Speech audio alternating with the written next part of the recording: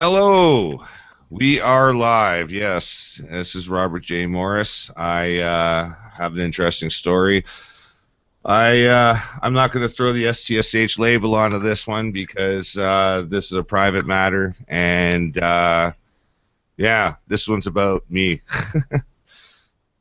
I recently went to the UK and had an all expenses paid visit to the Heathrow facility.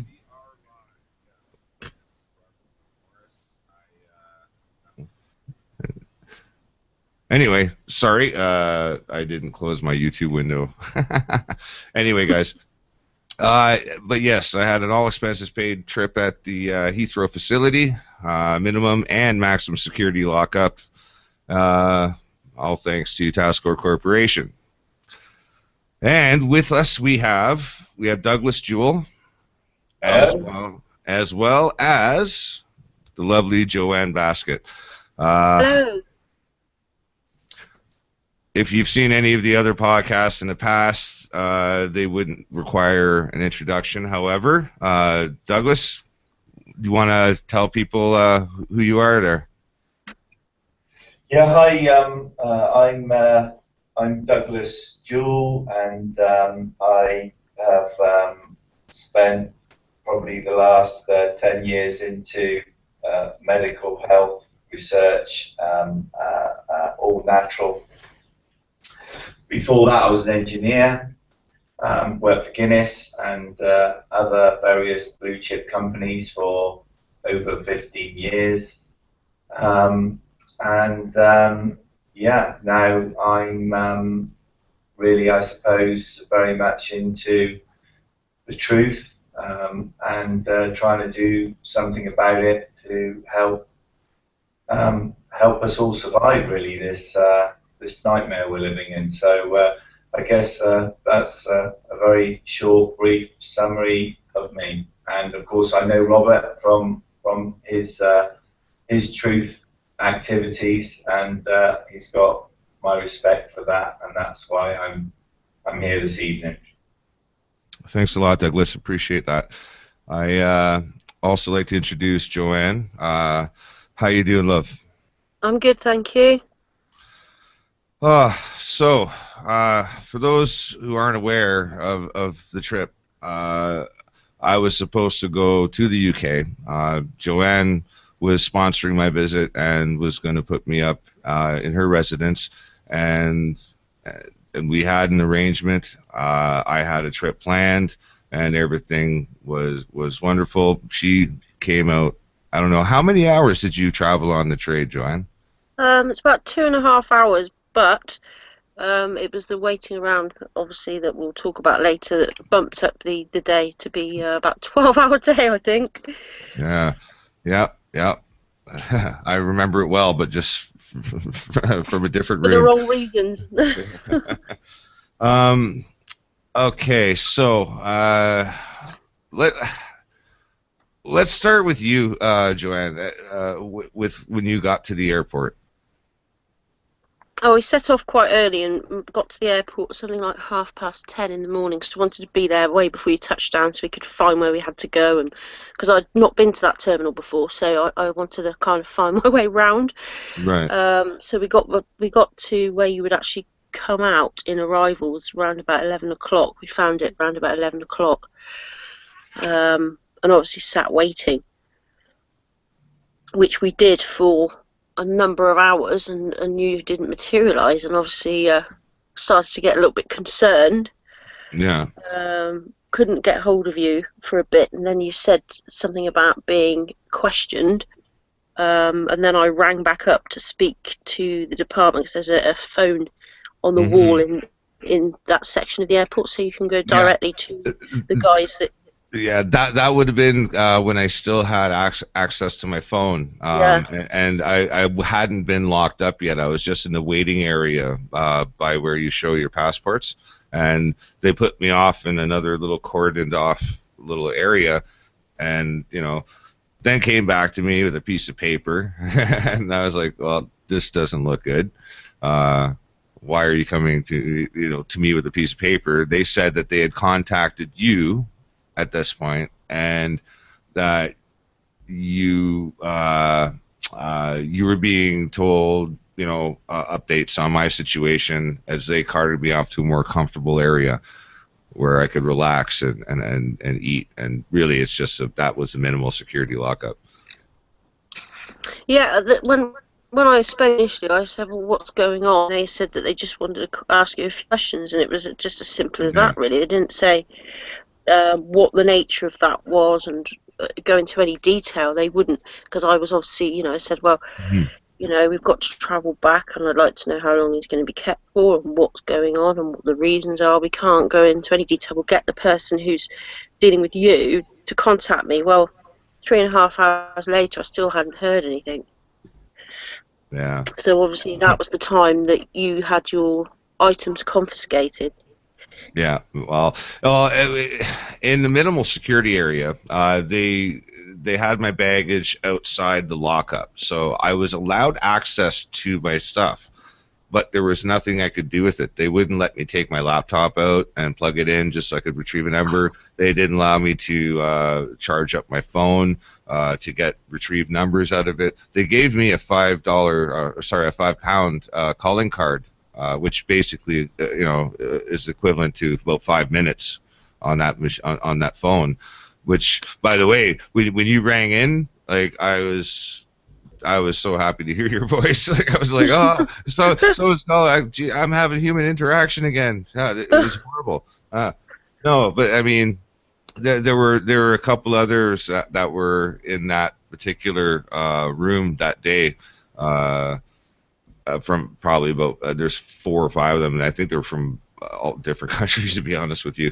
But they were being sorted out, and some would come and some would go, right? While I was in there, though, I was there for 11 hours in that spot. It's a long old time to be held that. Yeah, and hey, they had as many microwave dinners as a guy could eat. Hmm. Yeah, I did try to get food to you as well. I went and bought some stuff because I said to them, you kept him this long. He's had nothing to eat. He's at the point when I spoke to them, you hadn't anyway, Right. and you had nothing to eat. And obviously, I was thinking about you not having a cigarette break, and I asked them if I could get some food that I bought from Marx's for you to you, and to get a vape pen to you. But they wouldn't let me see you at that point because I asked to Hmm. see you as well. They said no, and they refused to let me get some food to you or anything else. Uh, wow, I appreciate that because I was completely insulated from any human interaction. Like I had no idea what was going on with you, and I was racking my brain and trying, desperately hard not to think about how much like you're getting pissed off or this or that or whatever. Oh, it wasn't. I wasn't pissed off at all, but I was annoyed at them for how they handled it. They didn't really keep us in the loop. I had to keep ringing up. No, I must have used that bat phone thing, the hotline to them. I must have rung them about 10 times on that thing in wow. total. Yeah, to try and get some answers and to try and see whether you're okay and that kind of thing. Well, Before I knew obviously what the outcome was. go ahead, Douglas. Yeah, no, I mean, clearly you can tell from this they were expecting you. That's for sure, and they definitely didn't seem in any hurry to get to the bottom of things and in a normal legal way sort things out for No, you. Yeah. That you're seemed right there completely. I completely obvious. agree with Yeah, that. and I guess that's a good segue because I should probably state what happened when I arrived there, and the gentleman there he asked me, what's your reason for entering the country? I said exploration, potential for filming and documenting stuff, and he says, "What do you do?" I said, "Well, I'm a journalist, independent." And he goes, "Next question, do you have any money?" I says, "Yes, I have money. It's pending transfer, and that's based on the time. You got to remember too, I'm coming from a Pacific time zone, so my transfer is going through that day. However, we're -7 hours GMT here, so going over there, I had to wait." and I had no problem waiting. They could have detained me for 10, 12 hours while my transfer was pending, you know, and then boom, there you go. And checked it, yeah, and then been away. This Yeah, is the yeah. frustration I felt, you know, the fact that they didn't do that. And I also asked them to interview me and my daughter several times, and they refused to do that as well. And they wouldn't give me a reason why, which Yeah. I found really infuriating. Well, I remember like they would be like a 2 hour wait, like 2 hour intervals between the immigration officer from task force would come to me and and interact. You know what I mean? And each time is very officious. I was always signing a piece of paper. Like I don't know if I'm kind of going off topic here, but it's kind of like Douglas Adams, you know, with his bit and uh, uh, I can't remember. Oh, the Vogons. Yes, the Vogon bureaucracy. Yeah. Anyway, anyone who gets a joke. Yeah, it's very officious and very, very, very bureaucratic. Like I signed paperwork for every time my luggage got taken. I had to sign papers. Every time my luggage got given back, I signed papers. When they screened me through security and swabbed every single item of my electronics for explosives or drugs, I signed papers. Yeah, they are very officious. Anyway, Yeah. I mean, I guess that's their style, right? That's how they roll. So Yeah, I whatever. was going to say that it's all part of the Yeah. facade, isn't it? Really? Yeah. Well, I think what they do is they it's buried deep in statutory law for one and contract law, and you know every single thing requires receipt. Therefore, you know the process may continue, and at no point do they want to be culpable or accountable for something should something happen unless they deem it necessary. You know what I Yeah. mean? I mean, from what I gather, because when I found out that you were obviously when it got to the point they'd made their decision, this is the time I said to them because I kind of preempted it and I did a bit of research in the airport while I was there. So I kind of understood that once they'd given you a decision, it had to be in writing, and it also had to state whether you had the right to appeal, and it Mhm. didn't. So I said to them, "Can you tell me if he has that right then? Because I need to obviously let him know." They wouldn't confirm or deny that fact, and they wouldn't discuss it, Right. which I found was completely wrong as well, because but by law, they have to do that. If they give you a decision, they have to put it in writing on that decision whether you have the right to appeal. Right. And Um, and in which case, if you had, things yeah. could have been completely different, because obviously we had a good case where obviously I was your sponsor. You had the funds there. You had this dossier that you gave them about the trip. It was Hmm. all there. They just refused to deal with the information at hand. Yeah. And I did. I gave them 11 pages of testimony. At the one point where I was interviewed, uh, I was very forthcoming. I gave them all the background. I gave them the foreground. I showed them around all the loops. I gave them connections. Like they knew you. I said they could get a hold of Mary through you, Mhm. and they just they didn't follow up. They didn't do No. their due diligence. Like if it were a just system, they would have followed up and done their due diligence. Instead, they spent British taxpayer dollars to process me and move me around, cart me around, and put me on an airplane. I know, which So, is ridiculous. you How many know, more people do they do this to as well? You exactly. know, Is that are that genuine, yeah, and that should be allowed over into our country, that's right. especially given your history. You were obviously in the military, weren't you, at one point? You know, and that stands for something and should be Yeah. respected. You know, and Yeah. I didn't tell them that, eh? I didn't tell them. I told them that my grandfather served with the Royal Air Force. I told them that he was born there and that my father was also born on British soil, that right? makes even I more of didn't an tell them. I, yeah, but I didn't tell them I was in the Canadian military. Maybe I should have. maybe I should have told him I was in the military and I swore a pledge of allegiance to the Queen. Like, I mean, I don't believe the pledge ever really dies. I might, I might have had an honorable discharge, but whatever. I'm pretty sure, Robert, that they probably knew all of that anyway. But the thing for me that really doesn't make sense in a logical democratic society is the fact that you've done nothing wrong legally, you don't have a criminal record, you had the funds, and they knew you would have proof of the funds in order to stay there before you left the country, and they refused to give you any legal or logical reason why they were sending you back, and they refused to give the same to Joanne. And as far as I understand, unless you say different, to this day they still haven't given you a satisfactory reason as to why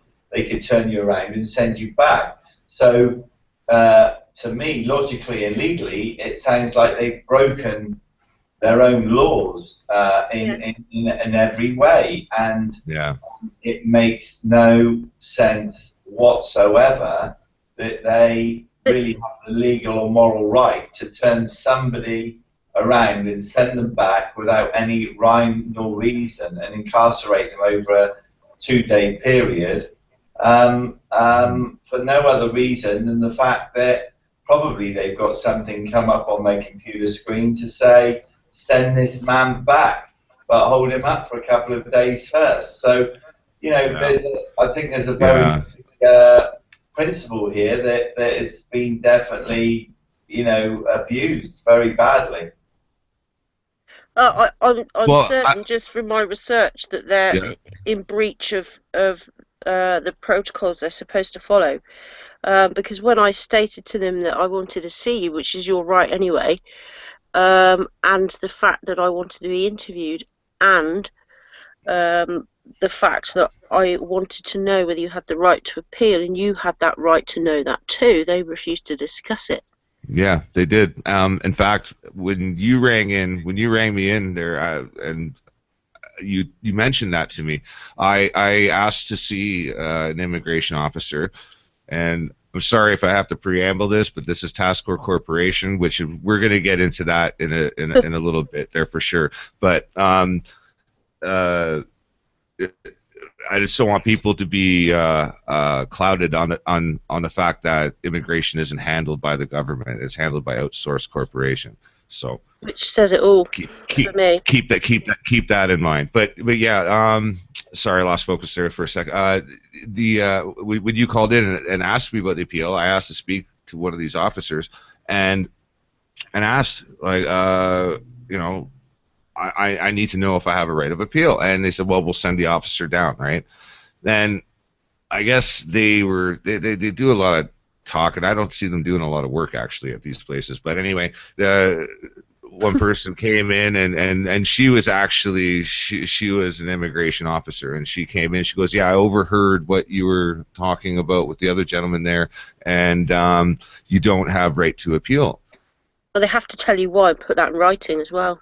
Well, they have to give you a reason why you have the right for appeal or against. I need to confirm this because I can't say for sure. This is more of an opinion by observation, but I was very aware of the language that they used on their forms and what have you when I signed documents. Like, I would look at them. I would be really interested to see them actually.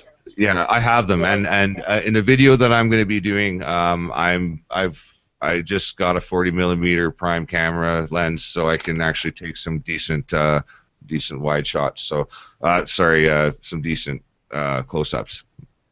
Okay, that would be give us a good starting point just to break down the documents and have a look at them. Really, I don't have access to a scanner, but I want to put this out before I leave the motel here. But yeah. Go ahead, Doug. Yeah, I just love to say something quickly, which just I think is quite amazing. Really, is that on the bigger scheme of things here, what clearly seems to be happening is that people, particularly people who are using their God-given democratic so-called right of freedom of speech, which we supposedly fought, at least 2 or 3 world wars to maintain and to have the privilege of. It seems to me that these so-called, people like ourselves that use and exercise that that democratic right of freedom of speech are actually having their freedoms and their democratic right actually removed from them blatantly by the authorities.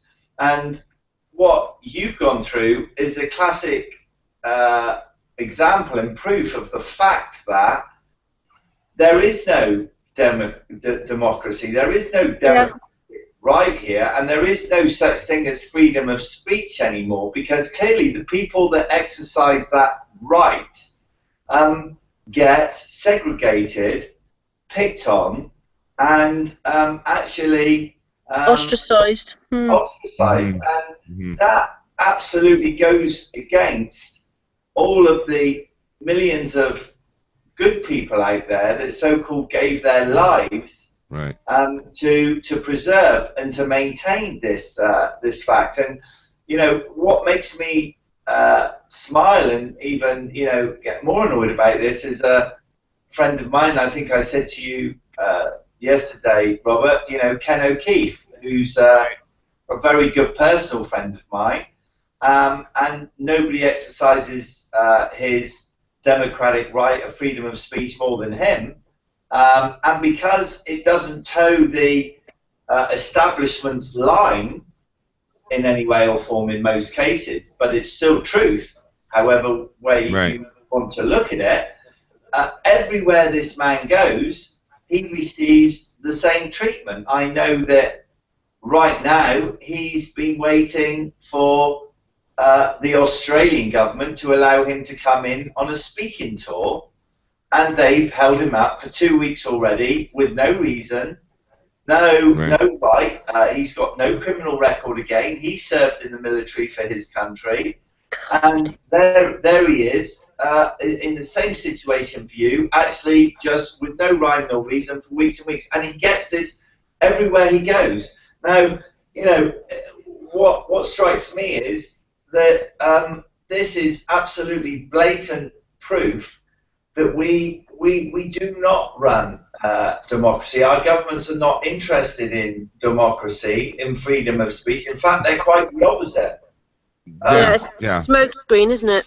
And you're a classic example of this, Robert, because the only thing that they have on you is the fact that you exercise your right more than most people to speak freely the truth and to try and get to the bottom of truth of different subjects that go against the establishment.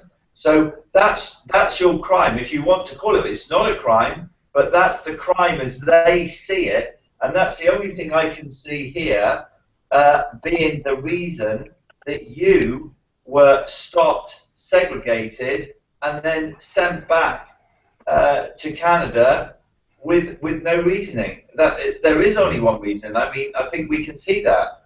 Yeah. And it became apparent. As the day wore on, it became apparent that something wasn't right because of how they wouldn't engage with either of us, I think. That's right. And they disallowed us any contact. Well, they told you when to ring in. Yeah. Right? Am I correct in saying that? Yeah, that's right. Yeah. So you didn't have an option. Did you try calling the number back again? Yeah, I did, and they wouldn't reconnect me because I wanted to talk to you again before I left. Yeah. And I also asked to see you as well, briefly, because you'd come all that way. I just wanted to see you and just make sure that you were okay as could be, given the situation. But they refused to let me have any further contact with you. Yeah, and then the they replaced the officer, the first officer, Officer Clark. Yeah, yeah, I named the name. She was my handler on day one, and then after I got returned to the minimum security, after they put me in a maximum security place for only 6 hours, but I had full processing and saw a medical nurse and the whole bit. I'm not kidding. Um, yeah, they brought me back to the minimum security and exchanged it with another woman who was like basically looked like Chewbacca for the most part. Um, oh yeah, no, it was yeah. No, she was a beast. The other one, she was actually rather nice, but she was very robotic, and I think she knew what was going on, but Mm. I could see the guilt in her eyes. She had that doughy deer kind of eye look, and just like, yeah, I'm That made sorry. you realise it was a little bit more deeper than what you first Yeah. thought. Well, Mm. that was a giveaway to me anyway. Like, as far as reading people goes, I was like, well, you, I even said to her, I made a comment because I couldn't raise my voice, not even, once, because what would have happened if I had. Yeah, Um, they would have just marched in there, wouldn't they? yeah, that's right. But I did say to her, though, I said, I feel sorry that your hands are tied because it must be a shitty job. Yeah. And she looked at me with a hurt look, and yeah, I read it in her eyes right then and there. But anyway, they quickly switched her out. I never saw her again. So yeah, it was. I think she got off the job, if you know what I mean, Yeah. or got sacked. I doubt that. No, I don't know. Just from the case, I mean. Yeah. But anyway, yeah, no, they're very clever. And the first document they gave me, and this was before they put me in the minimal security lockup, I was just waiting in that taped off area um, for 2.5 hours actually at that point. And that's just around the time when I texted you and said, yeah, I've been detained and blah, blah, blah. And you mentioned to me right back that, yeah, they just told you. So they had just contacted you and stuff, and this was just before they marched me off. Yeah. They gave me a piece of paper to sign, like I was talking about before, and this particular one, and I was alert to the language here, and I wasn't granted leave of custody. So therefore, because of my refusal into the country, see, it's a two-stage process. When you get off the plane, and this is my observation, right? When you get off the plane and you go into the passport lineup, you're in custody. There's no going any which way other than forward or back, and going back, you get pushed forward again anyway. And then as you get through there, they grant you leave of custody and then grant you entry into the country, and it's a two-step process.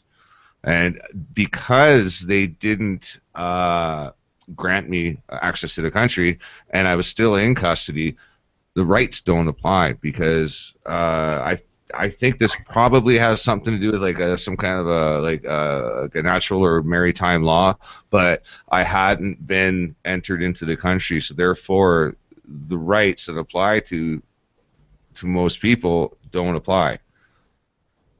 If that makes any sense. Yeah, I understand what you're saying. Admiral law and the rest of it. Yeah, yeah, yeah, Admiralty law. Yeah. Um, anyway, that's why they were able to do what they did, and they didn't have to operate with protocol. I guess you could say they weren't obliged to operate with protocol and do their due diligence. They didn't, all they had to do is basically just follow whatever order they got, and that's, I think they knew all along why I was there. Well, they had you there, yeah, definitely. Yeah. Looking back on it now, I mean, at the time, I was still kind of, I didn't know which way or why, but looking at all the piece and everything together, I knew when we left that airport at whatever time of night it was, what the case was, why they were holding you for real. And I think Doug is absolutely 100% correct in everything he said surrounding that. Yeah, Definitely. and yeah, I agree with Doug as well. Um, what was the other big deal? Yeah, when they took me to the maximum security, at least I got a nice tour of the Heathrow countryside. So Yeah, what, were you actually yeah, locked in yeah. a proper cell? Like What's a that? prison cell? Yep, absolutely. They have a thing where they name the different ranges after tree species. I was in Fir Branch. Blimey. Anyway, yeah, and that was past beach. Yeah, literally, I went through two locked up ranges into my range, and then up three floors, and they lock them up on each level. And I had a solid iron door, old school style. Yeah, Blimey. I mean, yeah. what I found crazy was what you told me about your boarding pass and your passport when you actually were removed. Oh, yeah. Oh, Okay, yeah, we could fast forward on the that flight. that Yeah, the just that flight left. staff I were was like, instructed not. what? Yeah, the flight staff were instructed to not give me my boarding passes and my passport until we left British airspace. It's not like Like, what do they think I was gonna do? like I said to you, it's not like you had a I'm gonna secret hit route hidden somewhere and you were gonna go and jump out the plane or something. the. Yeah. You know, it's funny. I did watch MI5 on the airplane back.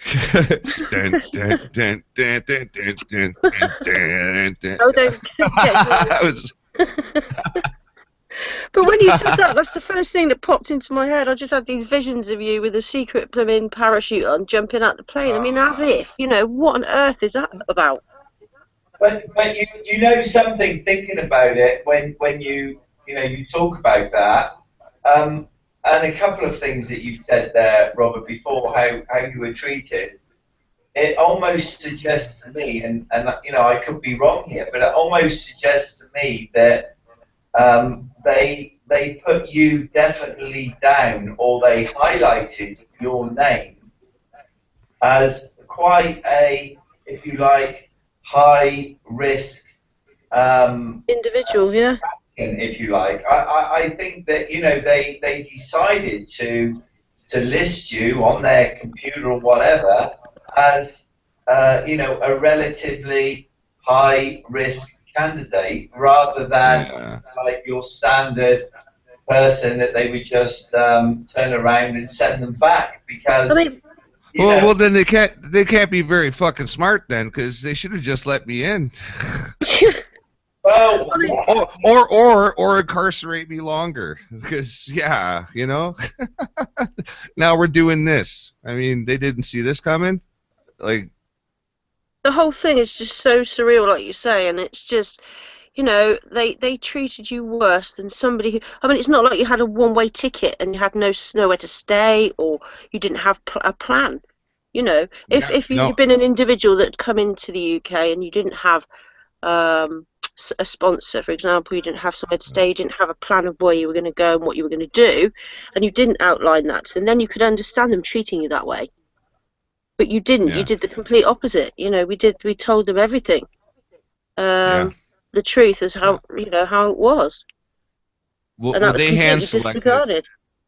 Yeah, you're absolutely right. And they, you know what, my 11 or 12 pages of testimony. Actually, I'm going to request copies of those back, because out of all the paperwork, I didn't get that, and on the refusal form that they gave me, I didn't sign it. It wasn't something they. This was like a receipt that they handed me, and it's not signed by me. I'm fairly certain. I have to go back and look at the paperwork, but I'm 99.9% sure that I didn't sign that piece of paper, because I'm looking at it, and they hand selected three items out of my testimony and used those as their reason for refusal.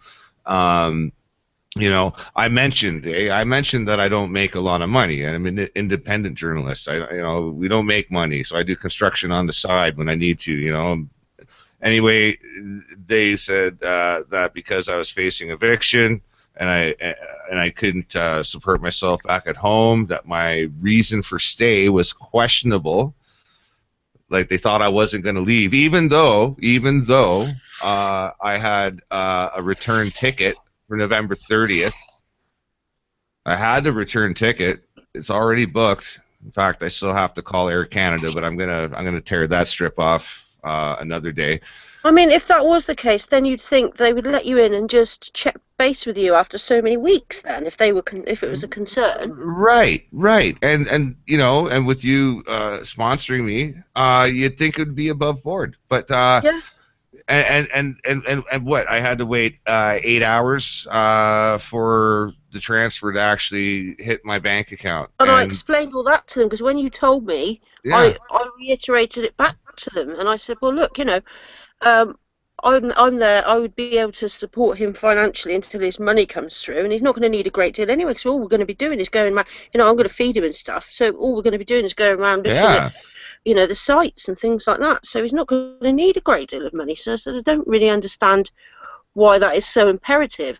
I said, I don't know whether there's right. a protocol that you have to follow that, but it's a holiday in essence. So I said, really, what people that are going on holidays get asked all these questions and have to do all these, jump through all these hoops.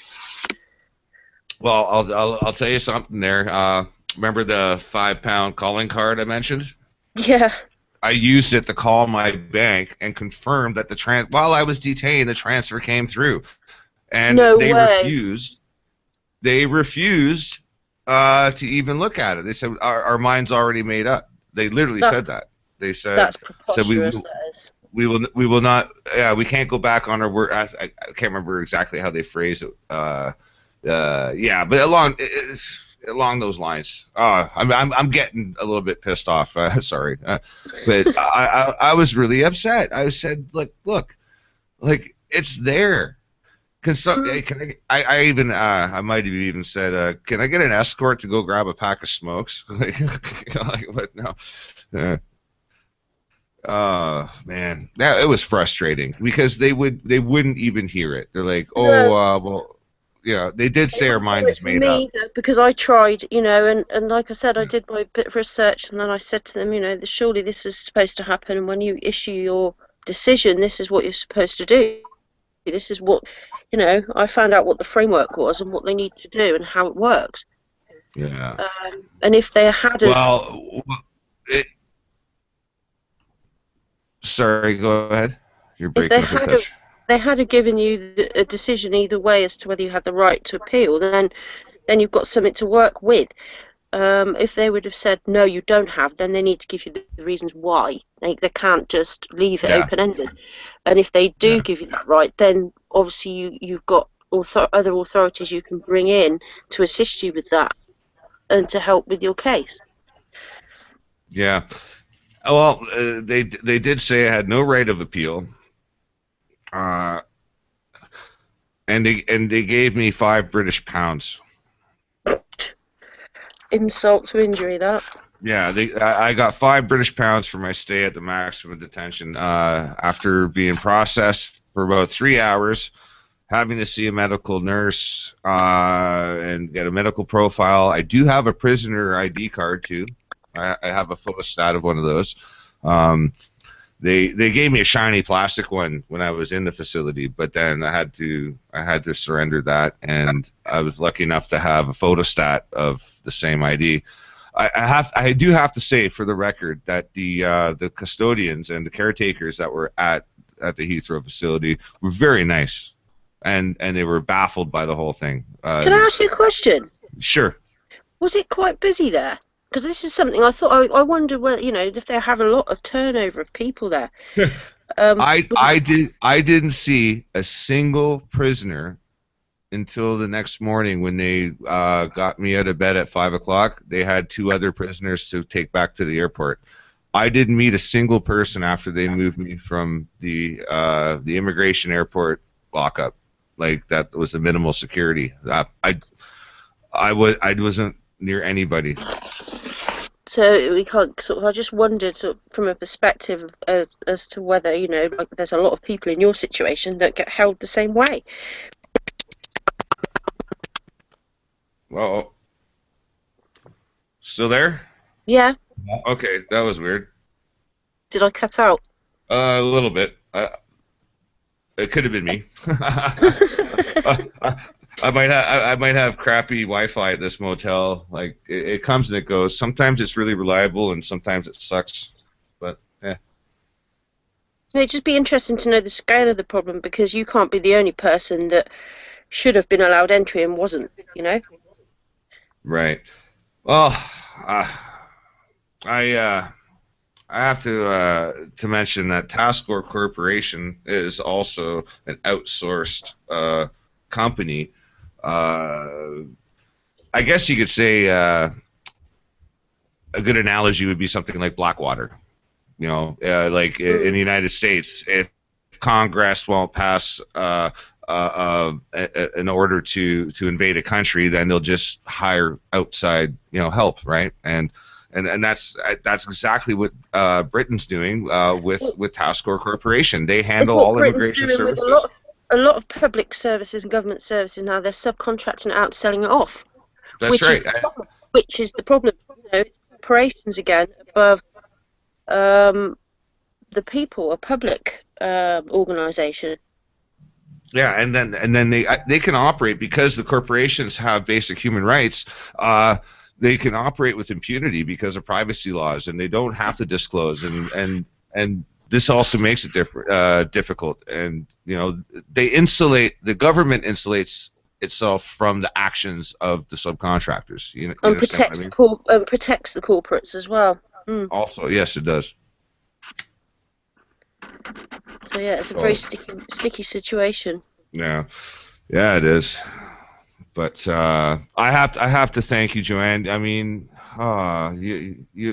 you've gone above and beyond for me, and like I'm I felt beside pretty myself. powerless actually, and I felt pretty hopeless because I couldn't do more, you know. And as I said, I wanted to see you and I wanted to be interviewed, and I said it several times to different people in that department, Right. and that won't be necessary. I said, well, why is it not necessary? I said, it's absolutely necessary from where I'm standing from, you know. And I And they said, didn't. I'm prepared. At the last minute, I managed to get my son's. My son was staying with my friend and his best friend's mum. I managed to get hold of her last minute, and she said if I needed to stay overnight to obviously do an interview for you or whatever, I put this to them as well, that she would have my son, so I didn't need to rush back in the end. But they still Right. refused. You know what? Yeah. I mean, it sucked to be carted around, to have my luggage disassembled like 5 times, swabbed for explosives, blah blah blah. But I mean, I felt really you gutted. put yourself out there for me, Joanne, I and felt ashamed to be British at that point for refusing somebody for no real reason, mhm. no proper reason, you know, not from where I'm Yeah, standing from anyway. yeah, So, but we, like Doug said, we know and why now.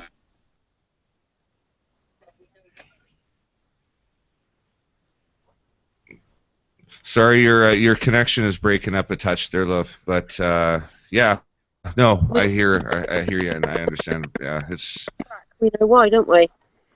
oh. Uh-oh. I think we're getting some attention. We're getting scroogled.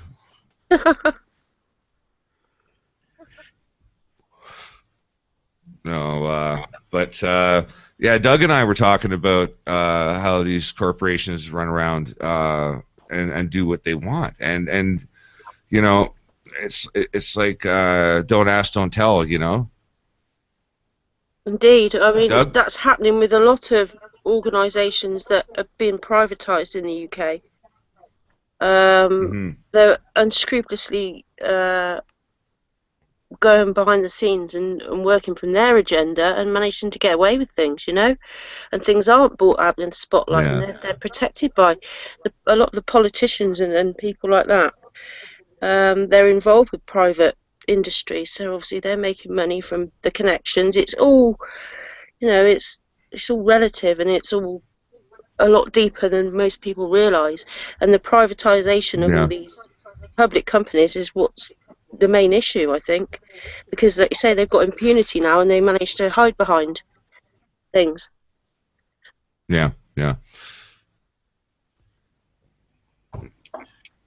No, I'm afraid it's sadly it's very clear that in reality the law of the land and the law of democracy simply doesn't apply when it suits them for it not to apply, and it Right. applies the rest of the time. And sadly, most people believe that they live under that rule of law and democracy, and that there aren't exceptions. But this is just one of those cases that proves very Otherwise, yeah. clearly that they make and break the laws as and when they see fit, and for no legal or lawful reason. And in your case, totally destroying any illusions that anyone might have out there about true freedom of speech and democracy, because clearly in your case there Yeah. is absolutely no other reason and no logical reason why they would have stopped you coming into the country. Yeah. I mean, Well, hopefully this will wake a few people up, you know?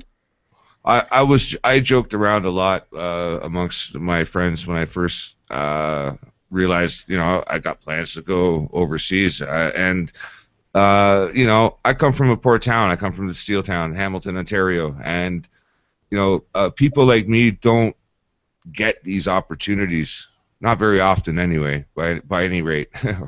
But I crack jokes about that. Like I was like, yeah, yeah, people like me don't get to do that kind of thing. And I couldn't have been more right. No. No, well, you put it to the test, and I'm afraid the system didn't disappoint. And, yeah, really? Yeah, jeez. I'll tell you though, I did keep my smile going the whole time, No, you and just, sounded in good spirits, actually. I have to, yeah, if I had a hat on, I'd take it off to you, because it must have been gut-wrenching, and it must have been so frustrating, and you kept your cool, and you kept your positivity, which was really good. I mean, if it had been me the other way round, I don't know if I'd have handled it as well as you did. I would have probably screamed and shouted at them a bit. I knew the second I raised my voice, because Yeah. you know what, I do have the ex-military background, so like I kind of, I don't know, I knew what to expect if I was going down a certain rabbit hole, you know what I mean? And Yeah. yeah, I just chose to deflect it and go in the other direction, like, and not create a scene. I figured if they let me out of here, I'll create the hugest scene possible, because like Yeah. Sometimes it's I'm worth not the done. wait, isn't it? Yeah, I'm not done yet. Like, I'm not done yet. Like I said, their biggest mistake was letting me go or not letting me in. Like, Yeah. seriously. I do have some plans. Uh, in the future, I'll be on a radio show on America Free Radio on Saturday night with Mitch Santel, and that should be interesting. He very possibly will replace some of what's taken place tonight. So this, in part, might get rebroadcast. However, yeah, I got other plans too. I'm also going to go to the local media here. I'm gonna tell the story, because I think people need to realize that what we talk about Is isn't. reality.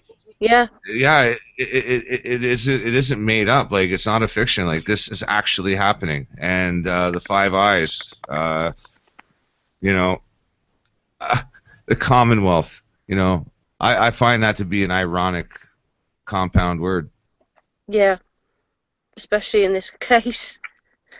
I mean, I just, well, uh, the mind boggles, and it almost seems surreal, like you say. It almost feels like a movie. It's Yeah. just, uh, Yeah, it has seemed like that, you know, and it shouldn't. It should have felt like an experience. I mean, it did feel like an experience, but it was definitely surreal. Yeah, and I'll tell you, like I did keep my cool. I wasn't really afraid until I was in the processing at the max lockup, and when they told me that I had to see a medical nurse, and I was waiting in the waiting room to see the nurse, that's when I was fucking terrified. I was like, what are they gonna stick me with? I had yeah. no idea what to expect at that point. That's the only point where I was terrified was when I was waiting to see you know You don't know what they're a going to do, though, do you? You know, it's no. like you say, it's the mind starts to work overtime then and think, well, Yeah. what if they try and plant something on me or do this or do that? You just don't know, do you? No, no. I mean, luckily, and to their credit as well, actually, one dude's training the other nurse on the computer system, and I was basically just being processed. They took my blood pressure, my O2 levels, and asked me a bunch of questions, and it was non-invasive and harmless. But yeah, and I managed to. I gave them a few laps too. I cracked jokes the entire time. The entire time I was there, I found ways to crack jokes, even the foreigners who didn't understand what I was saying. Sometimes language isn't a barrier, though, for humour, is it? I don't think. It's not. It's not. And you know, when you're with other people in a similar scenario, wow, I mean, the ice is already broken at that point. Yeah. But I didn't see a single person, like not a single prisoner, nothing. Like when I was there at the maximum security, and that I found suspicious because they ushered me directly to my room and ushered me directly out. I always had an escort, so I don't know. I think you guys are. I think you guys are right because that's how I felt, and you know, I think they had their minds made up. They didn't want me there. Yeah, that's evident. I mean, it's the fact that they wouldn't even bow down to one of the things I asked them to do or asked if that could happen, you know, which is you have a right to see No. someone when you're in custody. Um, and obviously the fact to do with the checking out the story the next morning, the appeal thing, it just all, you know, bit by bit, as I asked for more for you, they were just not having it. And that to me rang alarm bells. Then I thought, hang on a minute, you know, this isn't right. And I came away from there feeling it was a real big injustice and it was wrong. Well, it was, but you see, if you think about it, the real challenge here, the real challenge in a way, as I see it, is that it's not that these people or these police officers or whatever that pulled Robert up and that held him and incarcerated him and everything. It's not that any of those people are actually inherently bad people. What it's all down to is the fact that they've been fed information through a system onto a screen that probably tells them that Robert is a potential danger to the country, to this, to that, to everything else, just as almost as though possibly he's been labelled as almost a possible terrorist or whatever. Yeah, yeah, and I didn't even get a cavity search after everything. No, and so the real challenge, and the only way I see that in future this system can be broken down, is that these people that are actually carrying out these actions, or the reasonable ones amongst them, start to realise and start to listen to things like this to understand that actually they're being fed lies. They're being fed the wrong information, and manipulated. They're holding up good people that want to do good things and change this system in the world for the better, that ultimately will benefit them and their children and their children's children, and that actually they've got to wise up to the fact that what they're told and what is put on a screen is not necessarily the truth in all instances. Indeed. And until that really happens and this gap's bridged, nothing will change. I will have to say this, though. My 11 hours in minimal security, we had a TV. And I do have to say, I'm sorry to hear that you have the same shit TV that we have here. Same shows, just funny accents. It's funny. Yeah. It's a good job I don't watch TV. Oh, I was like watching. It's like they had their judge. They had the judge show. They had another one. It was the same horrible crap. They had a British version of American Pickers. They got like it's all the same programming. It's so funny. The language is a bit different. Oh, but you know, I get it though. I guess I don't know. It's just funny. I mean, yeah. No, a lot of these things that I've observed. Just gutted for you, really. Just gutted for you as well for not being able to have the experience of seeing, you know, some of the wonderful places in this country. But hopefully you'll get that opportunity again soon, sometime. Well, I was able to have a shit while I was there, so I can say I've shat in the UK. You christened the UK soil. I have. But wow. I'm going to pop a complaint in as well to Task School for how they handled us. You know. Yeah, and I cracked a bit of a joke on my YouTube video description there. I said, go to Task Force and apply now. Even you can be a Nazi. You know, it's funny because they, hey, it doesn't matter what race or religion you are, they can basically hire you to be a fascist too. So, I mean, if you're into that sort of thing, go to Task Force. Jeez. Yeah, I didn't even know that they were part and parcel of it these days either. I thought it was still a government-run organisation. I didn't even know it had been subbed out, you see. So that was an eye-opener for me. Yeah, no, and that's what I think a lot of regular everyday Joes aren't thinking about because they're not being held up in customs and looking at these things. But what they don't realize is that the government insulates itself from any culpability or accountability with contract outsourcing, right? And this is how they're operating, like their entire immigration services. Now, if you look into it, Task Force is also a 15-year-old company and also deals with immigration and police, paramilitary in Africa as well. Yeah, they're multinational, aren't they? Oh yeah, but yeah, I mean, you know, and it's like I say, like it's not a euphemism when I say they're no different than Blackwater. Like they are literally hired mercenaries. Yeah. Some would arguably say the same thing about the you know, the what is it, the RCMP here in Canada, but that's another podcast. Yeah. But yeah, I mean, we have to look at these things, and you know, how can I say it? Basically, if you look at history, it doesn't lie, like real history. I mean, not the trumped up stuff in the history books that we're taught to regurgitate. But if you look at, you know, the account of people over time, you'll see that fascism blossoms, and then it does take over. Now it's taking over in a different way. It's taking over in a corporate way, and it's happening again, and it's happening under everyone's. It's very 1984 as well. It really is. It really is. By the way, when right next to the phone, it was a good thing I had my glasses on, because right next to the phone that was in that minimum security place, there's a sign and it says "Speak freely." No way.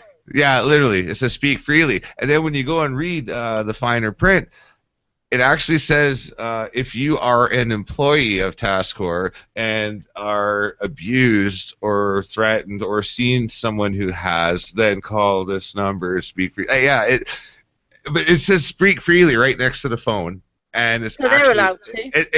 it's a message to TaskScore employees to call in complaints about people under their custody, right? So anyway, I thought that was entertaining because they had the same sign in the armored van that I was in that they transported me in, it was really Kind of dark. ironic. Yeah, it's to speak freely, yet they got 4 cameras in there in the van because the guy had this monitor on the front dash, and I could see a quad split screen basically, and yeah, I could see me. I was kind of doing like the robot dance, like with my seatbelt on in the back of the thing, just to see myself in the camera, but yeah. No, yeah, speak freely. Like they didn't monitor our conversation too. Oh, I know.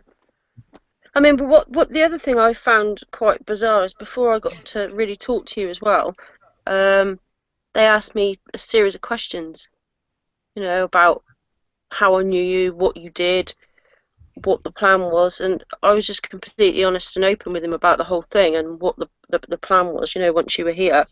Yeah. But it was for nothing because they didn't look into it or do anything further with it. So it was almost like they were just playing lip service, asking me those questions, and then that was Exactly. it.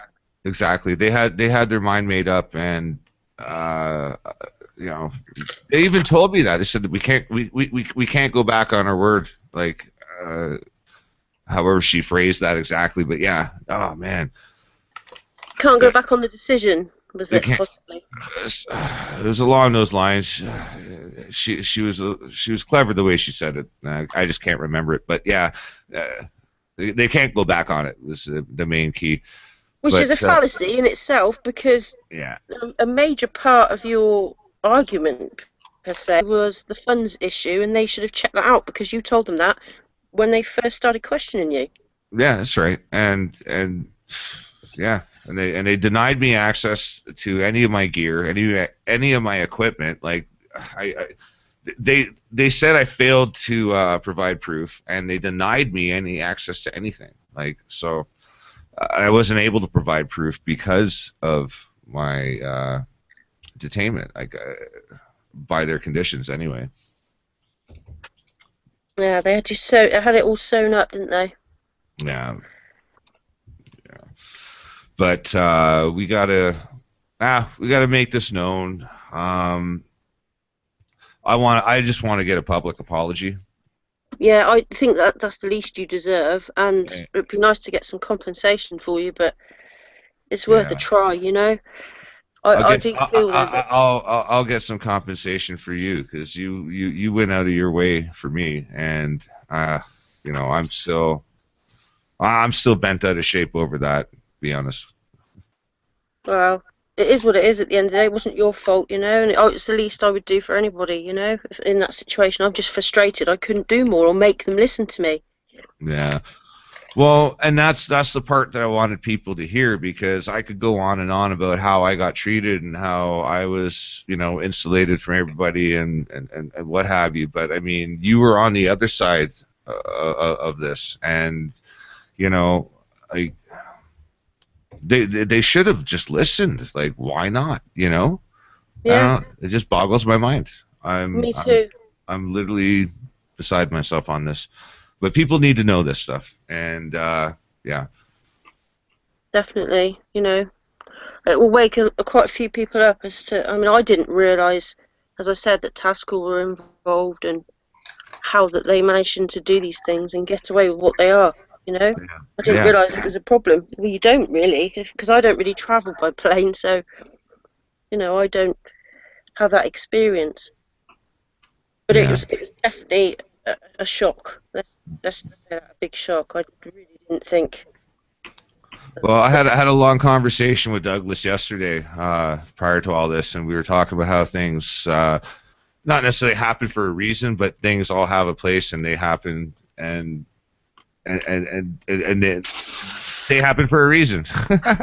Yeah, this is true. Yeah. But I mean, hey, maybe this is the best thing that could have happened, because, hey, had it not happened, we would have just gone on carrying on about with our regular subjects, and you know, uh, Not realise the extent of the problem, I suppose. yeah, at some level, yeah. Hey, if the end result is it wakes up just a handful of people, it's worth it, isn't it? Well, that's just it. I mean, like I'm not so much community oriented anymore, as far as the movement goes. I'm just me. I'm just gonna do what I do, and you know I've met some great people along the way, and I'm gonna continue to support them, and find other people, you know along the way as well. uh, but uh, I'm not trying to do this for any other reason than to get people to actually be aware. This is about bringing back journalism, and you know that's what they didn't like. They didn't like the fact that I was an independent journalist. Definitely I, not. and but then it, but then again, they can't be too bright. They can't be very bright because they should have kept me longer. Or let you in. Or let me in. That's right. Because then I would have just gone and made videos about Stonehenge or something. Yeah. And the But crop circles in Avebury. oh, that would have been great. We've got loads of them all the time, so they're always about. They're always there to see. So Yeah, yeah. Well, I'm going to summarize. I guess that was my summarization. I want to thank both of you for coming out and telling the story. I apologize to the listeners out there that it took so long to get everyone corralled, but in my experience, time zones are a bit fickle. So, uh, do you guys have anything you want to say in closing? Well, no, not really. I mean, I think we've said most of it, or I've said most of what I felt to say, Robert. But I'm glad that you're exposing this, and hopefully it will make a difference. Yeah, I hope so too, Doug. And Joanne. I would say much the same as Doug, but also to add that I feel that we both need to complain. Not that that will probably get us anywhere, but it still needs to be something that still needs to be done. Yeah, yeah.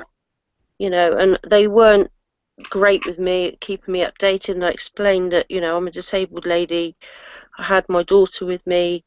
I needed to be kept in the loop a bit more as to what was going on, and they just didn't do it. I mean, I just kept chasing them all the time, and they were starting to get fed up with me because I kept ringing. Yeah. Well, I appreciate your tenacity. I That's really do. okay. But I was Uh, trying to think on it as well, and that's when I obviously started to look into how they're supposed to process you and what the process is, i.e. the appeals part and all the rest of it.